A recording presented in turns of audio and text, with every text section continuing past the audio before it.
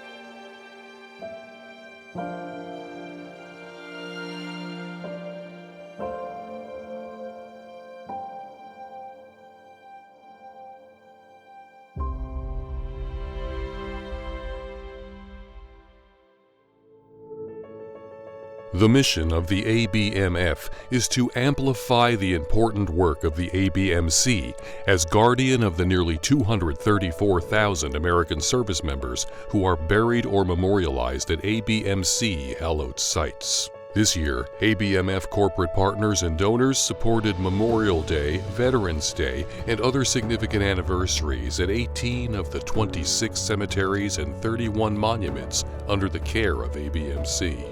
In addition to support of ABMC commemorative events, ABMF has an aggressive social media presence and also hosts numerous programs both online and in person. We continue to expand our network, recognize our corporate partners and donors, and educate and engage people of all ages and backgrounds. Here are some highlights. Now completing its third year, the Past is Prologue Essay Contest is the foundation of the ABMF Youth Engagement Program. The essay contest has a specific outreach to students aged 11 through 18, their parents, and their teachers. Over the past 3 years, ABMF has developed a warm and engaged national database of these groups. This year, we had 723 applications, 40 volunteers, many of whom are employees of our corporate partners, judged the essays from the 3 age cohorts. The topics related to D-Day, and the prize money ranged from $1,500 to $10,000. You can see the complete montage of the winners and read their essays on the website, but here's a short look at this year's winners. I liked the idea of all the units cooperating together to achieve a goal. Although they were all good in their own way, they all depended on each other. So the B-17, although it was a really good bomber, it couldn't defend itself very well. So the P-51s defended it very well, and they were able to work together to carry out the strategic bombing. I've been a military kid since I was born, moved all over the world, and seen some cool places and had some hard moments. Thought it was cool seeing the ground deception with the inflatable plane, with the inflatable tanks, and seeing the boats made of like aluminum and just covered with canvas. And always enjoyed that aspect of maneuvering the troops around to decept the enemy.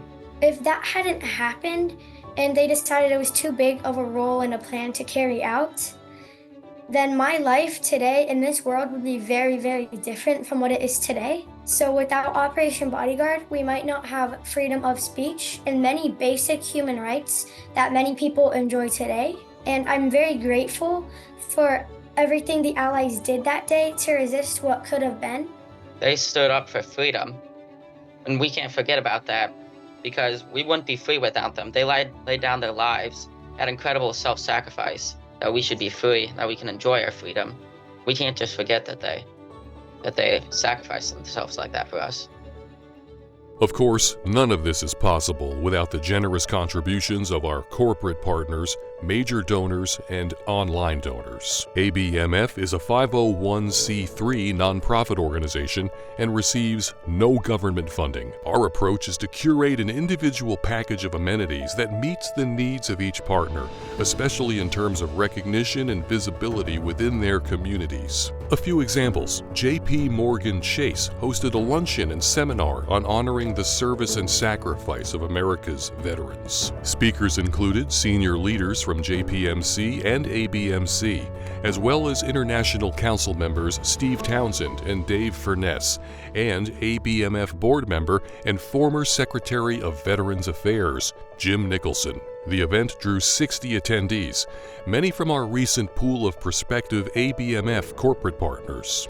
Another special event for our corporate partners and donors was honoring Gold Star Mothers and Families Day at the ABMC East Coast Memorial in Battery Park, New York City.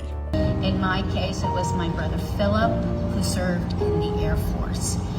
Everyone who serves makes a sacrifice. People who serve leave their family, their friends, their known way of life, and they go off for something different because they have a commitment, they have a feeling that they need to participate in something bigger than themselves. In this case, it's what we have here in this country. We have boundless opportunities and boundless freedoms. So even though it was the ultimate sacrifice for my family, I feel it's a sacrifice that's necessary. 2024 and 2025 are the 80th anniversaries of many significant events of World War II.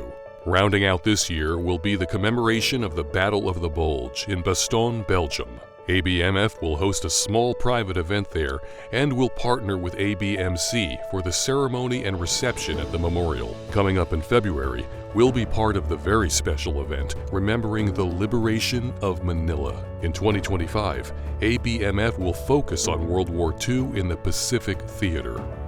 ABMF has nearly doubled its revenues since last year. Corporate partners, major donors, and online donors have been incredibly generous to ABMF. Thank you for your trust in us. Finally, we want to recognize our prestigious board of directors, our colleagues at the American Battle Monuments Commission, and our terrific staff. Every member of the board is active in their own way, donating and raising money, attending events and speaking on behalf of ABMF, or assisting in video marketing efforts. Jim Rosner serves as chairman, Lanny Cohen is vice chairman, and John Crawford is secretary. Our partners at ABMC include leadership in both the U.S. and abroad. We have developed an excellent, respectful, and effective working relationship with commissioners, cemetery superintendents, and staff in Paris and Arlington. To all of you watching this end-of-year report, thank you, and stay tuned. We have a lot of work to do to tell younger generations about the Americans who fought and died so they can live as free people. And we'll ask for your help.